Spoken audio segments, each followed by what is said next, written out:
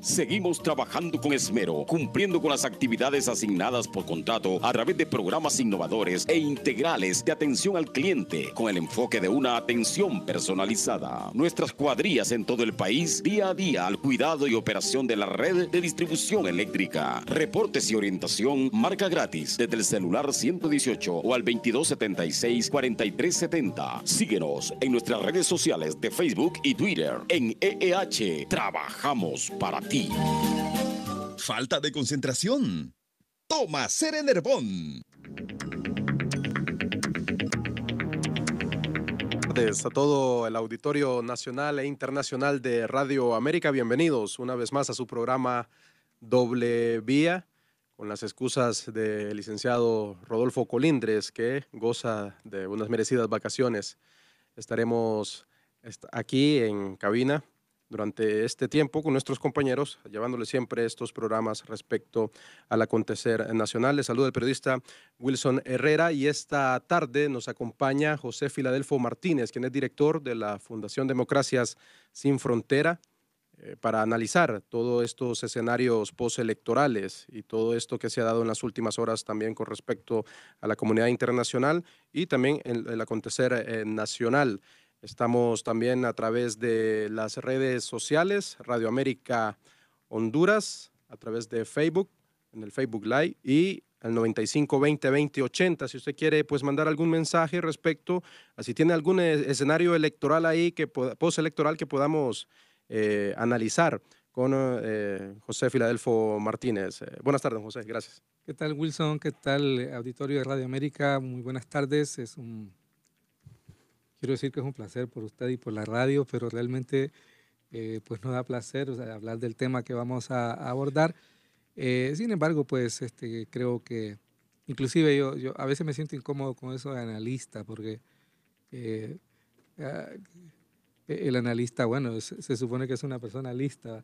Yo diría conversar sobre este enredo en el que estamos metidos y el que tristemente uno no ve una salida, ¿verdad? Así como en el marco de la democracia. Sin embargo, pues sí, me encanta estar con usted aquí en la radio. Muchas gracias, don José Filadelfo Martínez. Recordamos, él es director de la Fundación Democracia Sin Fronteras, bastante experiencia en respecto a estos temas políticos y acuerdos que se llevan entre la clase política del país. Bueno, para entrar en materia, don José, lo más reciente, se hablan de nuevas elecciones en Honduras. La Organización de Estados Americanos, el señor Luis Almagro, manifiesta que por la paz y la tranquilidad sería bueno nuevas elecciones.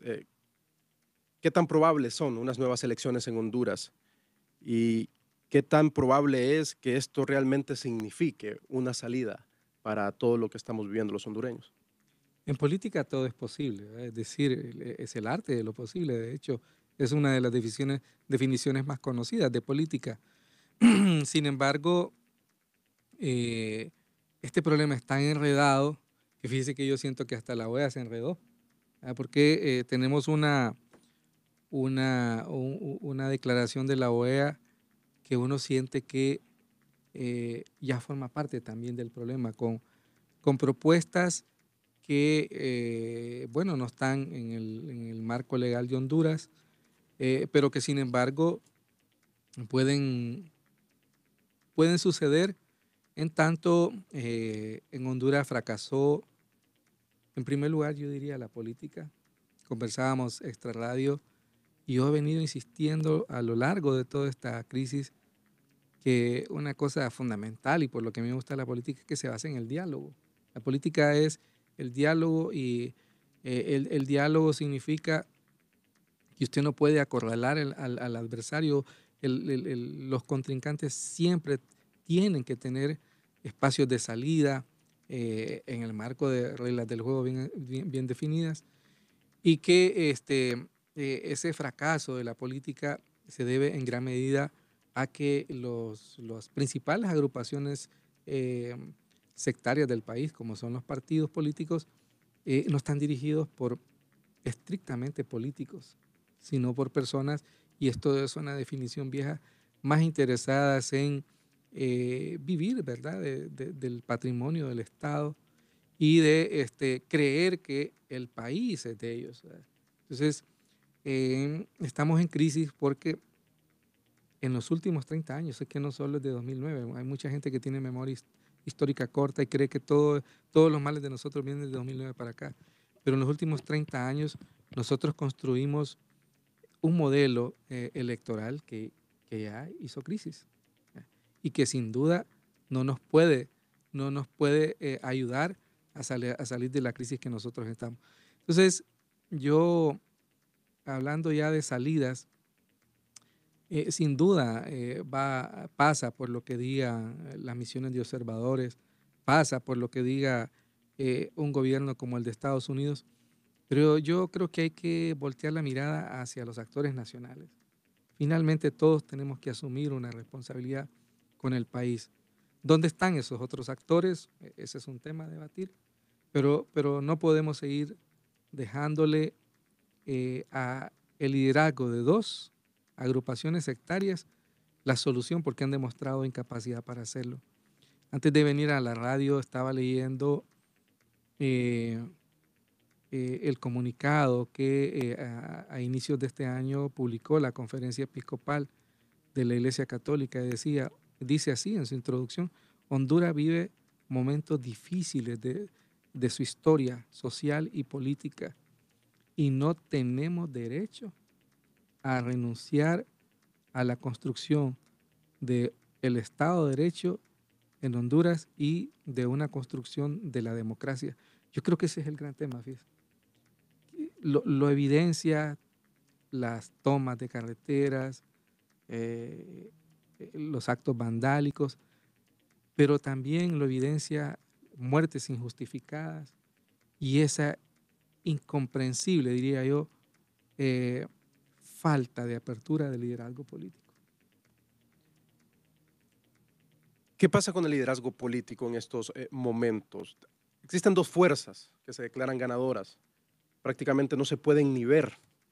¿Quién puede en el país o afuera del país tener la fuerza, don José, para decir, bueno, ok, siéntense y de aquí no se levantan hasta que haya humo blanco y solucionan esto? ¿Quién podría tener esa fuerza para sentar a estas dos fuerzas políticas? Por eso le digo, esa declaración de la OEA de una u otra manera los descalifica a ellos.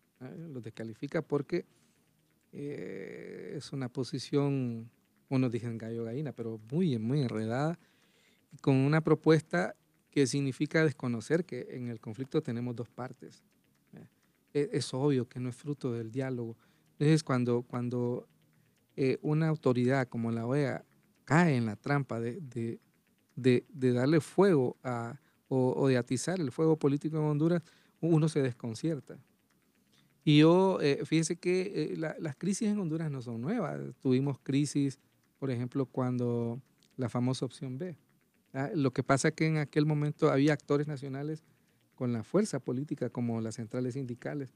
Hoy en la mañana escuchaba al presidente a la FECITRAN y yo decía, pucha, qué lejos estamos de la FECITRAN, de Celio González, ¿verdad? Que tenía aquella autoridad política. Entonces ahora no tenemos, pero sin embargo en el país tiene que haber, porque hay, yo pienso en el sector privado, yo creo que el sector privado es al igual que todo Honduras, muy complejo, pero deberían apostar a que entre ellos haya un diálogo para enviar mensajes más positivos hacia la sociedad hondureña. Sobre todo, y quiero insistir en el sector privado, porque una de las consecuencias más graves de toda esta crisis es que la economía está paralizada y sus consecuencias van a ser son de corto plazo, pero de mediano y largo plazo muy negativas para el país. Entonces, yo apelo a que en el país los sectores que se han mantenido al margen de la crisis, que no quieren opinar, yo creo que también debemos pasar de esa posición muy cómoda de llamar al diálogo sin hacer propuestas concretas de cómo hacer este diálogo, sin obligar a que las fuerzas en contienda realmente entiendan que el país no es de ellos. Yo los escucho a todos los liderazgos haciendo declaraciones incendiarias y reflexivas, represivas por otro lado, pero nadie poniendo un grano de arena a esto. Entonces, yo apelaría a eso, fíjese, a que busquemos actores. Las propias iglesias tienen que arriesgar un poco más. Manifestó el presidente del Congreso Nacional, el señor Mauricio Oliva, de que lo que dijo Almagro es nada más una recomendación. Entendemos eso por su carácter no vinculante de la observación de misión electoral. Sin embargo, el otro sector lo toma como prácticamente una fuerza más todavía para sus intenciones de llegar al poder. Es que si hay una cosa que me fascina de la diplomacia, ¿verdad? Es que esa prudencia del lenguaje, pero aquí yo creo que es cierto, es decir, la OEA, no, la OEA tiene recomendaciones que no son vinculantes y el Estado de Honduras puede decir eso, una recomendación, pero que sin duda alienta a una de las partes a mantener una posición de no diálogo. Ese es el problema. La consecuencia directa es que la OEA renuncia a la diplomacia, renuncia a la prudencia y alienta a una posición que no es constructiva, diría yo, ¿verdad? Que no abona. Y bueno, entonces ahora ellos también son parte del conflicto, cuando deberían ser opciones para encontrar una salida al conflicto que tenemos. Es muy tarde para estos diálogos, don José.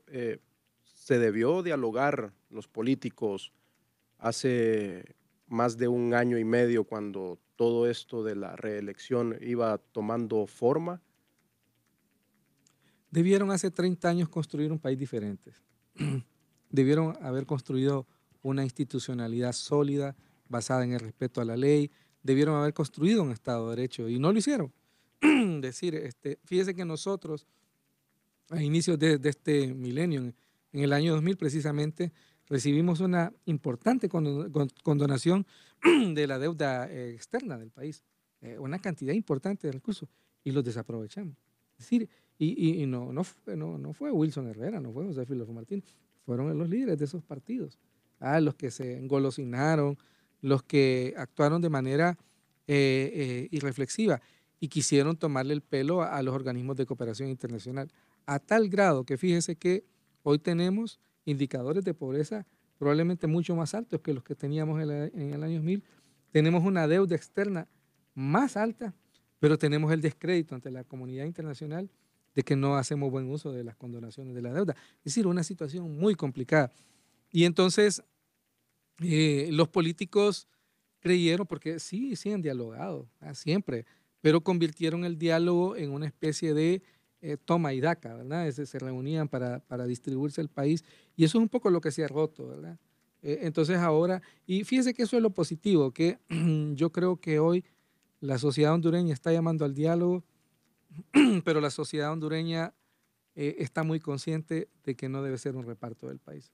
Un reparto del país lo que hace es que esta crisis puede estallar con mayor fuerza dentro de pocos años si el diálogo no se basa realmente en de una vez por todas, empezar a concentrarse en los graves problemas que tiene Honduras. Escenarios como la segunda vuelta, porque entendemos que repetir nuevas elecciones estaría hablando de un modo amplio de hacerlo también a niveles de alcaldías y municipalidades. Una segunda vuelta estaría más concentrado en el nivel presidencial específicamente. ¿Una segunda vuelta es posible, José? A mí me sorprende, fíjese, que la gran inteligencia del liderazgo político es proponer cosas que uno cuando profundiza en ellas se da cuenta que no están centradas en los verdaderos problemas que nosotros tenemos. Se habla de una segunda vuelta, se habla de voto electrónico, pero a la par se propone, por ejemplo, que la manera de resolver todo esto es que tengamos un tribunal donde todos los partidos estén representados. Cuando en el año 2000 también nosotros hicimos una reforma orientada a despartidizar el Tribunal Supremo Electoral. Por eso de 5 que habían cuando era Tribunal Nacional pasaron a 3. Sin embargo, los políticos se encargaron de inmediatamente que se apruebe esta importante reforma, de naturalizarla. Entonces uno dice, y entonces, ¿quién me asegura que los políticos no van a seguir desnaturalizando la reforma? ¿Qué es lo que nosotros hemos visto en este proceso electoral desde el 26 de noviembre? que hay una alta vocación democrática en el electorado, que la gente va a votar, pero que las estructuras partidarias representadas en las mesas electorales están ahí para violentar, para desconocer la voluntad popular. Porque en la mesa los representantes de los partidos se ponen de acuerdo, ¿verdad? Y se distribuyen votos y después hacen actas que son actas propias de un fraude. Entonces, ¿y usted cree que el voto electrónico va a resolver esa vocación antidemocrática de los partidos? ¿Usted cree que una segunda vuelta el problema de fondo es esa vocación antidemocrática, esa cultura de fraude? Eso es lo que deberíamos resolver. Y si una vez resuelto ese problema, vale la posibilidad de hacer una segunda vuelta, ¿vale? Es impresionante, por ejemplo, han alegado que no hay dinero para cambiar la cédula de identidad, pero han gastado millones en un montón de cosas. Entonces, no se concentran en las grandes debilidades que ahora son más evidentes para todos nosotros. Y ahí yo no veo a ningún liderazgo de los partidos diciendo, estos son los problemas y estas soluciones. Sí veo a la Unión Europea reclamando y diciendo, miren, en el 2013 les hicimos estas recomendaciones y ustedes no fueron capaces, y por eso ahora tienen este problema. Y es impresionante viendo a la OEA no siendo consecuente con eso, ¿verdad? Es decir, estos son los problemas que ustedes tienen y veamos cómo los resolvemos. Sin duda, me van a decir es que el problema ahora de fondo es decidir si es Narrala o Juan Orlando Hernández el presidente de Honduras. Y yo creo que no, fíjese. Ya la crisis es de tal magnitud que para mí el problema de fondo no es eso.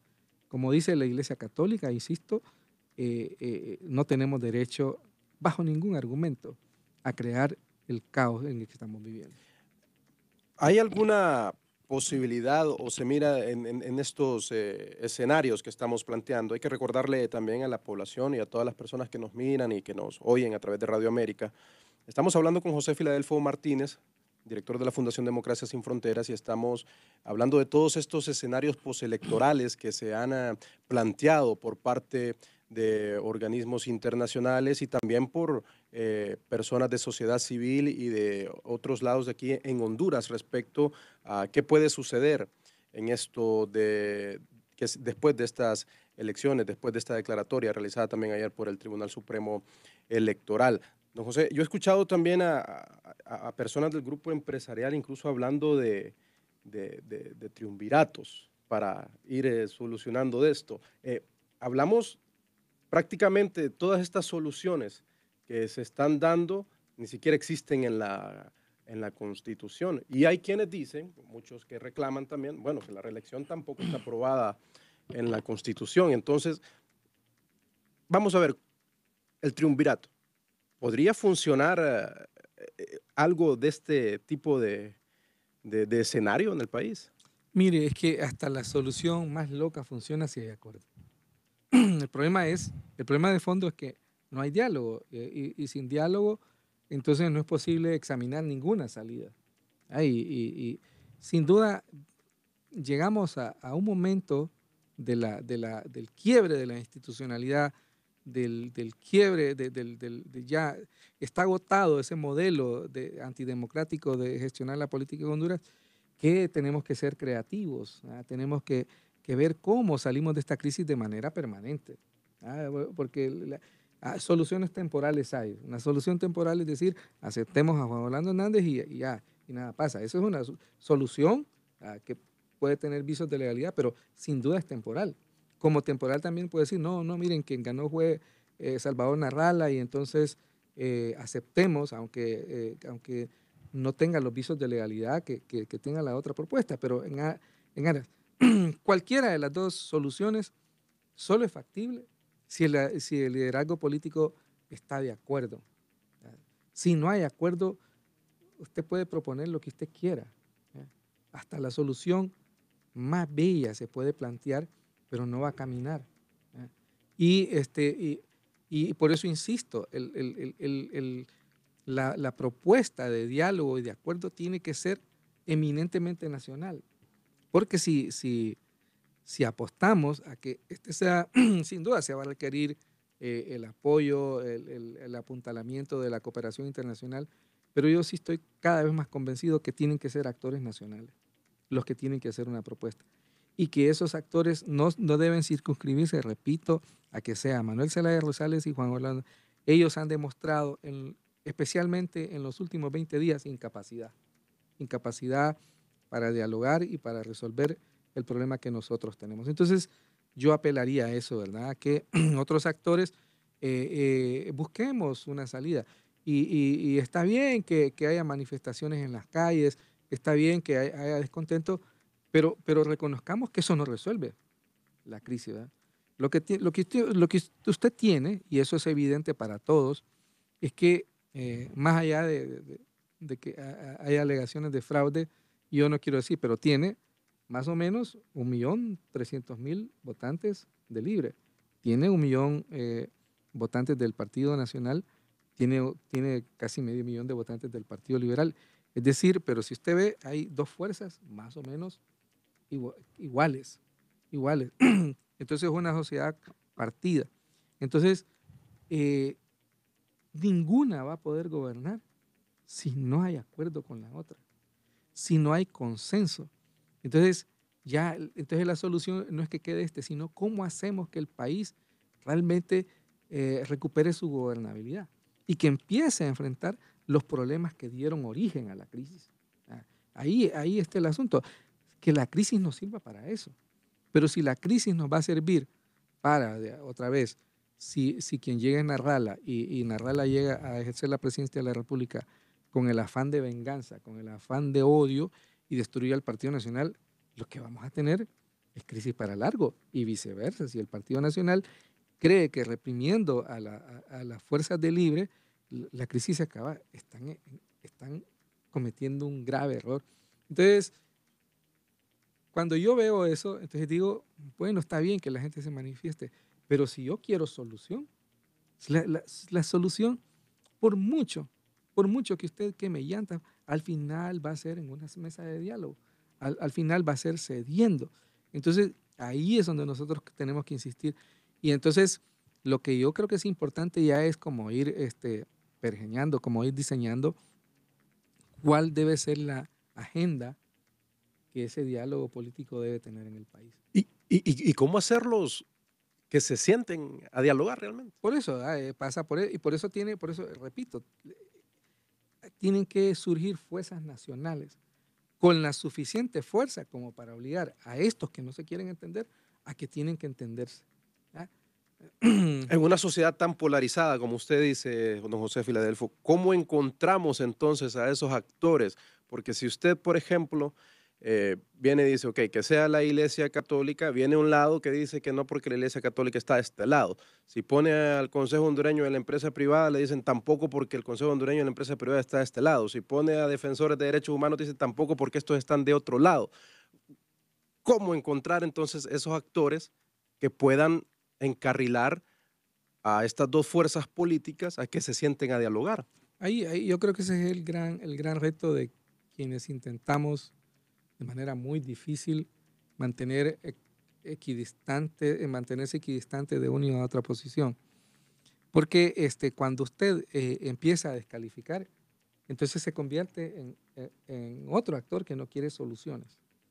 Y en esta solución, fíjese que le he dicho que estos dos agrupaciones políticas no quieren la solución y los he estado cuestionando.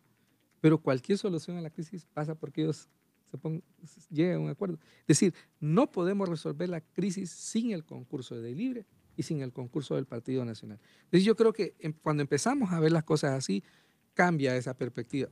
Yo igual, yo no soy muy religioso, por ejemplo. Es decir, soy más que laico. Entonces, pero sin duda reconozco que tanto las fuerzas de la Iglesia Católica como las fuerzas de la Iglesia Protestantes tienen mucho que aportar a la solución de esta crisis. Yo no soy empresario. Es más, en mis concepciones yo cuestiono el tema de la explotación, de la mano de obra y todo eso, pero la solución a la crisis en Honduras pasa porque los empresarios estén en el diálogo. Entonces no creo que sea positivo de entrada descalificar a los actores. Yo he formado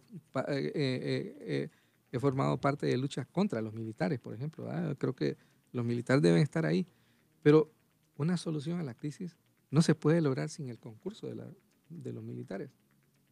Lo que pasa es que el concurso debe ser en la línea de fortalecer, o mejor, en la línea de crear una sociedad democrática, fortalecer, ¿no? Porque es evidente que no la hemos tenido. Entonces, el primer punto es que no se puede descalificar a nadie.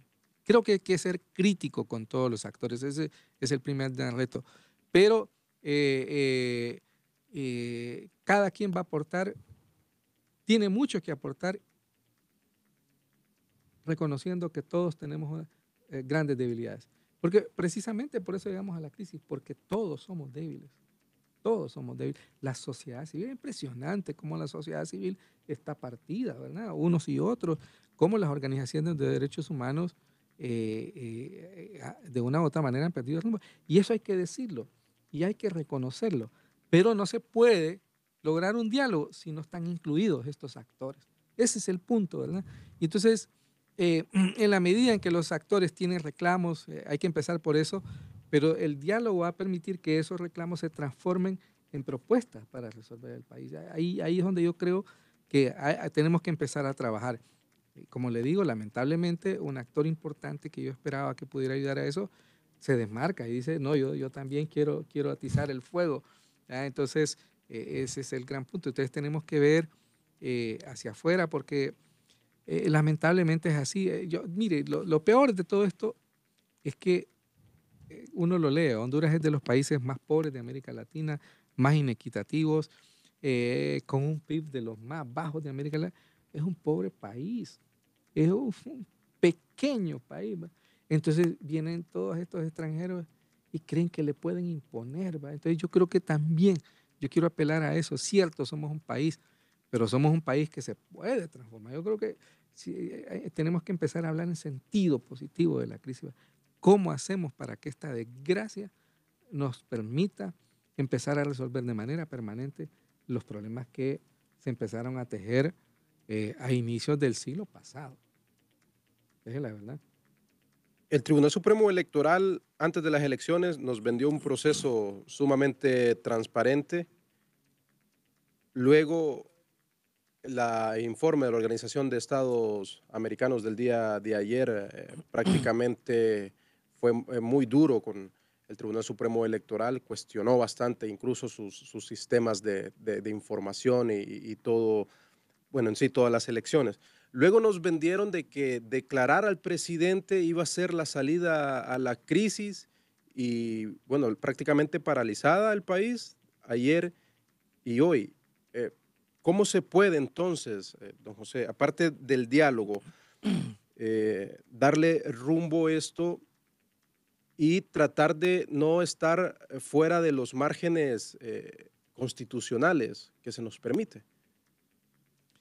Bueno, es que la Constitución ya no nos ayuda. El marco legal no nos ayuda.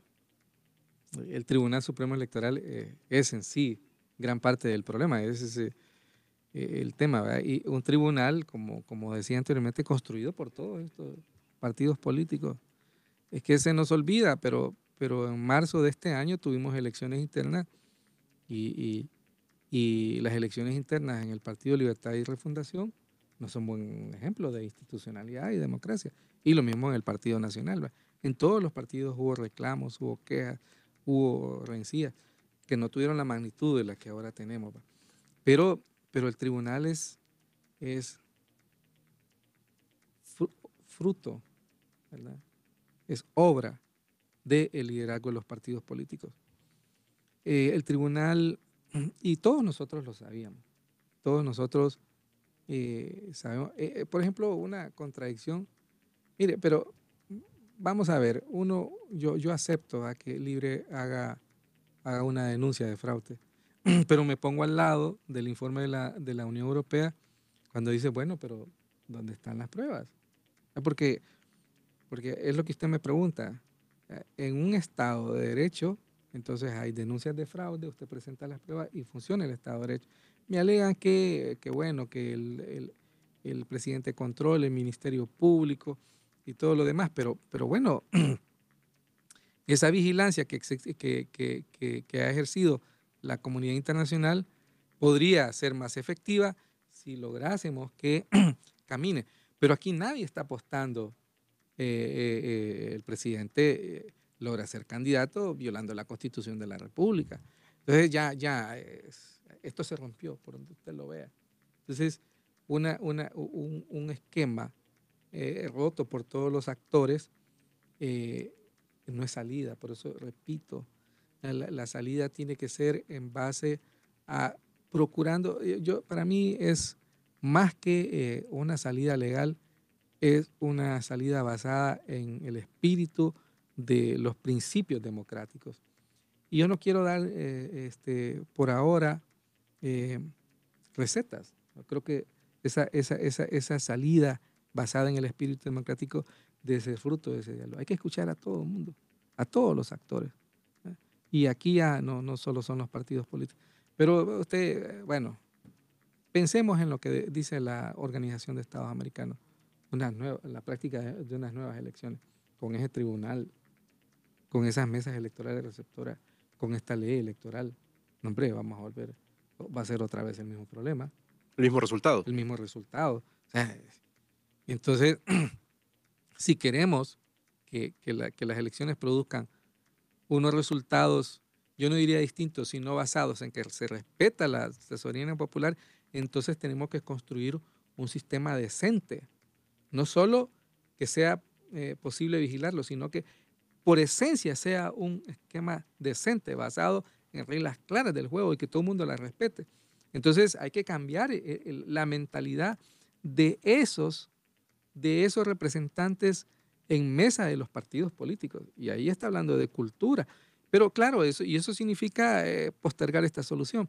Pero usted puede llegar a acuerdos básicos de que obligue a esos representantes de mesa a respetar reglas mínimas de juego. Pero ahí tiene una solución que no es de la noche a la mañana, como usted quiera. Un triunvirato. Triunvirato suena fancy, ¿verdad? Hacemos un triunvirato y ya. Pero un triunvirato, si no hay diálogo, si no se entiende que, por ejemplo, gran parte de la protesta que hay, aunque está subsumida en la contradicción política, es una protesta social. Hay sectores, hay muchos jóvenes que está protestando porque quieren narrarla, pero es porque ellos creen que con narrarla se va a resolver el problema de la exclusión social, ¿verdad? Entonces, es todo eso, ¿eh? Yo le digo, y ahí es donde uno se pone, realmente se complica la vida, porque dice, ¿quién? Y ahora, ¿quién podrá defendernos? Y hay quienes incluso se atreven a decir, bueno, ya no aguantamos esto, e incluso hasta proponen de que los militares tomen el poder. ¿Esto es consecuente? Los militares fracasaron en la década de 1970. Se volvieron militares corruptos, vinculados al crimen organizado. O sea, ya probamos y fracasaron. Hasta demandamos que el servicio militar no fuera obligatorio. Creamos una policía civil porque los militares tuvieron en sus manos la policía y todo eso fracasó. Entonces, ¿qué quieren? Que volvamos a fracasar. Eso es lo que quiero decir, ¿verdad? Que en esta crisis lo que tenemos es que tener la capacidad de discernir la cantidad de locuras que se proponen, ¿verdad? Y que no nos llevan a nada, porque tenemos una memoria corta. Somos incapaces de ver. De hecho, fíjese, yo estaba conversando con un amigo y hablando de que inclusive cuando uno ve la propuesta de la oposición, uno se remonta a la reforma liberal de 1876, pero a la que promovía Marco Aurelio Soto y no Ramón Rosa. Entonces, que también ha fracasado, ¿eh? Entonces, las soluciones que nos ofrecen son soluciones que en otras partes del mundo no han mostrado eficiencia y eficacia. Entonces, ¿qué sentido tiene crear una crisis de esta magnitud para cometer los errores del pasado? ¿Hasta dónde podemos entonces, don José Filadelfo, esperar que los políticos se sienten? ¿Hasta dónde podemos aguantar todas estas manifestaciones, todas estas discordias que hay entre los hondureños, entre ambos lados? Los indígenas bueno, eso lo miré yo más en los muñequitos que otra cosa, que cuando querían que lloviera hacían la danza de la lluvia. Entonces podemos sentarnos a orar. y probablemente los políticos no van a escuchar nuestras oraciones. Han demostrado una gran insensibilidad. Yo creo que hay que pasar de pedirles a que piensen en Honduras a obligarlos. Y ahí, sin duda, ya no queda el espacio de las manifestaciones, porque también las manifestaciones han sido desnaturalizadas. Y debo reconocer que no tengo la varita mágica, no tengo propuestas para eso, pero además no me preocupa, porque creo que esto debe ser varios actores. Pero sí, llegó la hora de que entendamos que el país, en manos de no solo los dos, en manos de los dirigentes políticos, el país va a seguir a la deriva. El país va a seguir dando tumbos y jamás vamos a salir de la pobreza y el subdesarrollo si dejamos que esta gente se crean los únicos dueños del país. Ahora bien, otro de los escenarios que se podrían plantear es, bueno, el Tribunal Supremo Electoral ya ha dado la declaratoria que Juan Orlando Hernández es electo para el próximo periodo presidencial. Tienen problemas con la comunidad internacional ellos. Hasta el momento no hemos visto reconocimiento de parte de líderes internacionales, a excepción del presidente Juan Orlando, que manifestó que el presidente de Colombia lo ha llamado para felicitarlo. ¿Qué nos depara si el Partido Nacional se queda en el poder, así como lo está haciendo en estos momentos, y sin el apoyo de la comunidad internacional, don José? Ya lo vivimos. Con la crisis del 2009, el país vivió un fuerte aislamiento internacional, que inclusive para lograr romper ese aislamiento internacional, el gobierno de Honduras tuvo que obligarse a hacer algunas transacciones de préstamos con algunos países que por un lado nos hablaban de preocupación de la democracia, pero por otro lado nos querían endeudar más. Entonces, fíjese que no solo ese reconocimiento diplomático, sino y ahí, bueno, mucha gente dice es que no viene la inversión externa al país y no va a venir. Pero hablando con un amigo economista, es más fundamental la inversión interna, fíjese. Por ejemplo, las remesas que vienen al país. Entonces, aun cuando el país tenga acceso a recursos, el país no va a poder salir. Entonces, el reconocimiento no, porque igual va a ser para Juan Orlando Hernández o para cualquiera que llegue un triunvirato. Todos van a tener exactamente el mismo problema. Porque repito, y aunque parezca necio, aunque parezca tonto, pero yo prefiero que la gente me vea así, es que cualquier solución incluye a las partes. Y no debe ser solo entre ellos. Por Dios, seamos capaces de entender eso. Una solución en la que declararemos este ganó y el otro perdió y que la aguante, lo que hace es mantenernos en la crisis. ¿Por qué no podemos ser capaces de entender eso? Y yo ahí, bueno, fruto del diálogo, si ese diálogo es transparente y es un diálogo de verdad, creo que la sociedad estaría dispuesta a apoyarlo. Pero, repito, no tengo por ahora una propuesta, porque es que yo no, lo único que puedo decir, por favor, dialoguen, y de eso se trata. Pero tienen más poder los empresarios, repito, tienen más poder otros actores, y yo apelaría a eso, a que utilicen ese poder en bien de Honduras.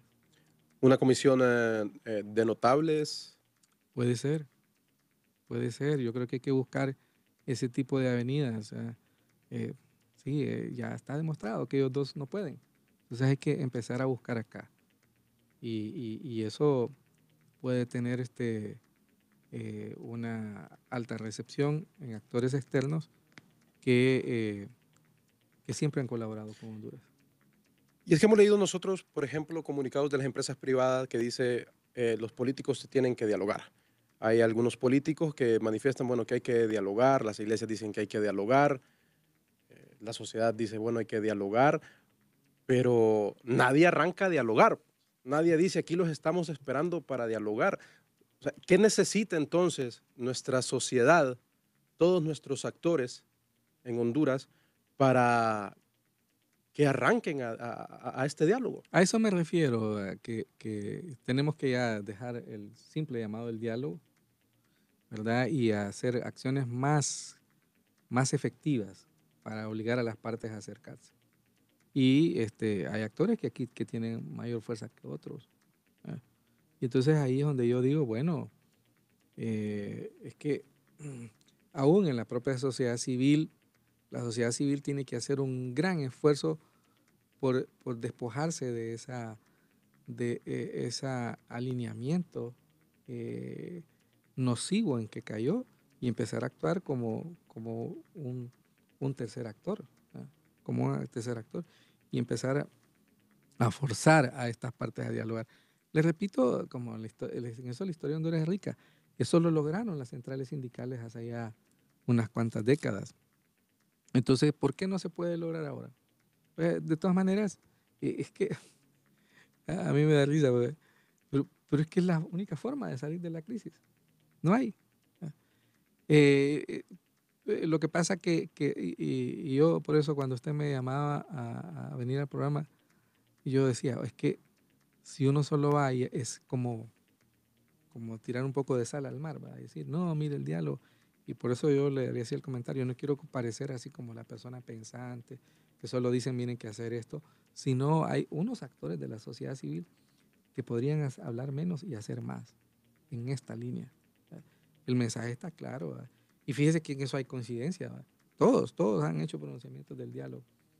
Pero entonces lo que falta es hacer coincidir esa coincidencia declaratoria en una coincidencia activa, ¿verdad? Más proactiva, más contundente en acercar a las fuerzas. Y ese acercar las fuerzas, ¿para qué? Para que finalmente rescatemos el Estado de Derecho, ¿verdad? Para que empecemos a construir una institucionalidad. Yo sueño el día que le podamos decir adiós a la Maxi, por ejemplo, y que todos tengamos confianza en el Ministerio Público. Sueño con eso. Pero mientras tengamos que recurrir a una Maxi para asegurar que el Ministerio Público hace las cosas bien, estamos fregados. Y hay otros también que manifiestan, bueno, creen que el Departamento de Estado de Estados Unidos tiene la influencia para una sola llamada. ¿Puede ser este actor exógeno el que pueda arrancar estos diálogos? A mí, yo he leído por ahí algunos documentos que al final llegan a esa conclusión, ¿verdad? Cuando la historia de América Latina es la historia de la intervención del imperio. Ha intervenido con guerras, con golpes de Estado, con todo. Entonces ahora queremos que intervenga a favor de la democracia. Pero Estados Unidos siempre va a intervenir de acuerdo a sus intereses y de acuerdo a su concepción de la democracia. Y por eso repito, por favor, hagamos el esfuerzo porque sean los actores nacionales, ¿verdad? Porque los intereses de Estados Unidos jamás van a ser los intereses de la hondureñidad, ¿verdad?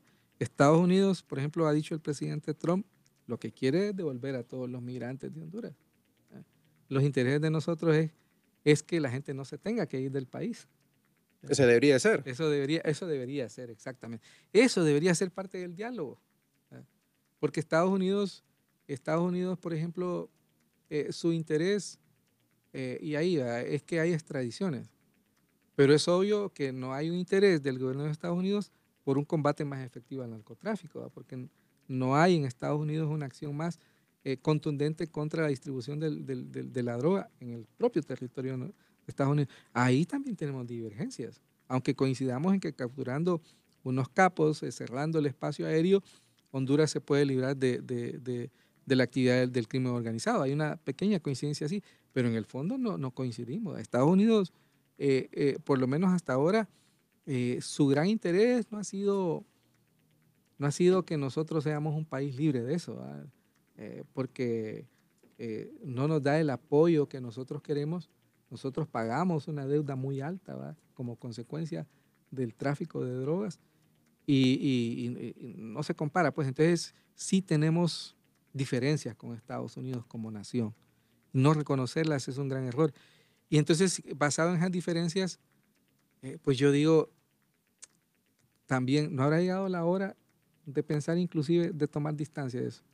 Es un grave error que todos los problemas, bueno, por eso estamos también en el error. Y se corre ese riesgo, que entonces la cooperación internacional ya no sea una opción, que también la cooperación internacional, le digo, como le acabo de decir, para mí está agotado el tema de que sean los militares, lo demostraron, pero si recurrimos a la cooperación internacional, ya tenemos a la cooperación internacional en el caso de la MAXI.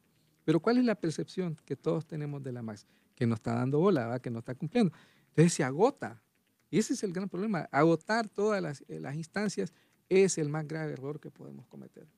Por eso yo apelo a que intentemos hacer despojarnos de esa visión muy pusilánime, diría yo, muy corta, de decir, no, que venga ya aquí solo la intervención de Estados Unidos y la intervención a mi favor.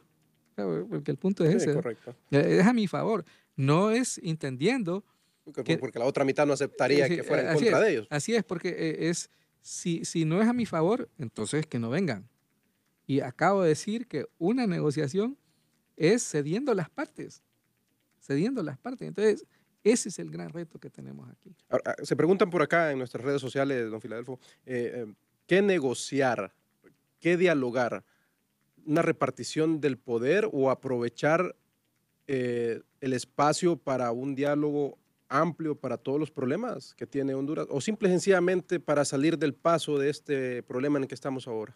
Yo le agradezco que fíjese que me ha hecho preguntas muy concretas y me ha dejado hablar. Pero lo que yo he estado repitiendo a lo largo de estos casi 50 minutos que llevamos es que no se puede llegar a un diálogo para repartirse como el reciente. Pues, ha llegado el momento de sentarse a la mesa de diálogo para resolver los problemas estructurales de Honduras.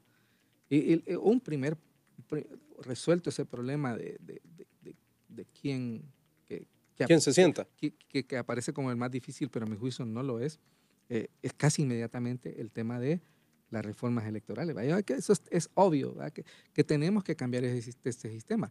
Y una vez hecho ese proceso, sí podemos pensar en práctica de nuevas elecciones, como lo que usted quiera. Pero después están los problemas de fondo. No hemos hablado ahora del por qué creció de manera tan espectacular el odio al presidente Juan Orlando Hernández, porque eso es cierto, es obvio que hay un antijo muy acendrado, muy asentado en la conciencia de todos nosotros. Y ese odio está basado, a mi juicio, en que hay un abuso desmedido de poder. Se rompió el tema de la República con las denuncias de control de la Corte. Sí, eso tiene que entrar en el diálogo, pero también tiene que entrar en el diálogo que a lo largo de la historia de Honduras hemos construido un modelo económico que genera pobreza e inequidad. Y eso lo dice el Banco Mundial. Entonces llegó el momento de sentarse a discutir eso, porque podemos llegar al acuerdo de que es Salvador Narral el presidente de Honduras, pero si estos problemas no se resuelven de manera consensuada, y fíjese que todos estos problemas solo se pueden resolver de manera consensuada. Usted no puede resolver el problema de la pobreza en contra de la opinión de los empresarios, por ejemplo. Necesita el acuerdo con los empresarios para hacerlo. Usted no puede resolver el problema de la seguridad si la gente de los barrios no está de acuerdo, si no hay un respaldo a la policía, por ejemplo, que debe ser una policía comunitaria. Entonces, todos los problemas pasan por consenso. Necesitamos una política de consensos. Entonces, eso es lo que tenemos que empezar a dialogar. Y por eso digo, entonces, esos problemas ya no solo es el problema de si es Narvala o Juan Orlando Hernández, es un problema que atañe a diversos actores de la sociedad hondureña. Y como sociedad hondureña, ya para ir en la recta final del programa Doble Vía, don José, ¿qué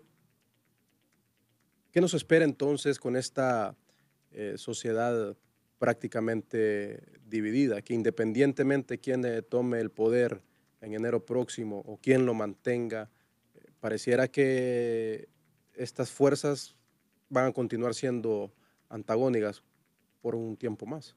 Si no hay una definición de cuál es es impresionante, no hemos hablado, pero esta radio hablábamos de la victoria del presidente Piñera en Chile, ¿verdad?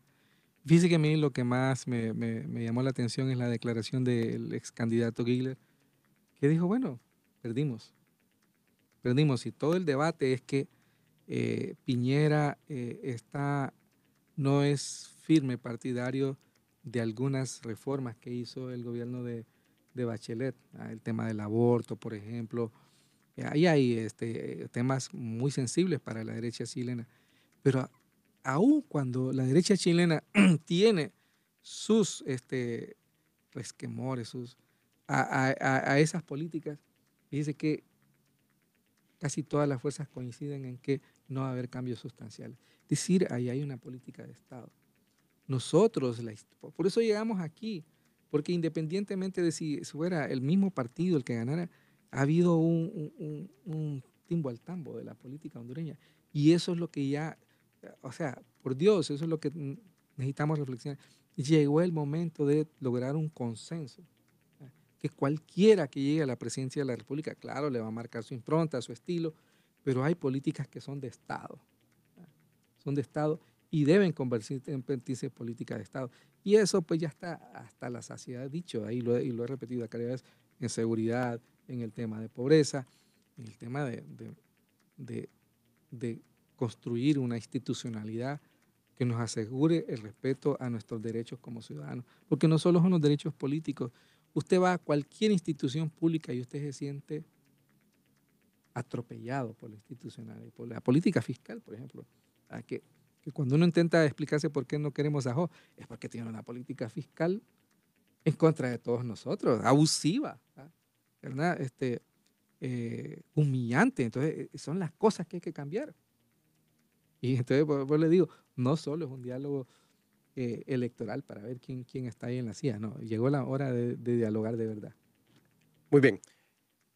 Es José Filadelfo Martínez, director de la Fundación Democracia Sin Fronteras, programa Doble Vía, ya prácticamente al cierre de su participación aquí en Radio América. Agradecemos también a todas las personas que a través de nuestras redes sociales a nivel nacional e internacional han estado pues pendientes y han estado conversando con nosotros respecto a esta posibles escenarios postelectorales. Sus consideraciones finales, don José. Bueno, estamos viviendo un momento muy difícil. Creo que todos tenemos el derecho a expresar nuestro descontento, nuestra insatisfacción, sobre todo para que todos podamos hacerle ver a la élite política de este país que no puede seguir así, que tienen que cambiar. Yo me recuerdo de las palabras de Monseñor Romero. Les ruego, les imploro, les suplico que por favor piensen en Honduras. Muy bien, gracias. Eso es Doble Vía. Gracias por su atención. Gracias a don José Filadelfo Martínez nuevamente por habernos acompañado en esta tarde hablando sobre todos los escenarios postelectorales que nos depara a los hondureños. Continúen ustedes con la programación habitual de Radio América. Les habla el periodista Wilson Herrera. Buenas tardes. ¿Cansado? Toma Serenerbón. Radio América presentó Doble Vía, su sitio en el dial con los protagonistas de la noticia. Suscríbase al podcast de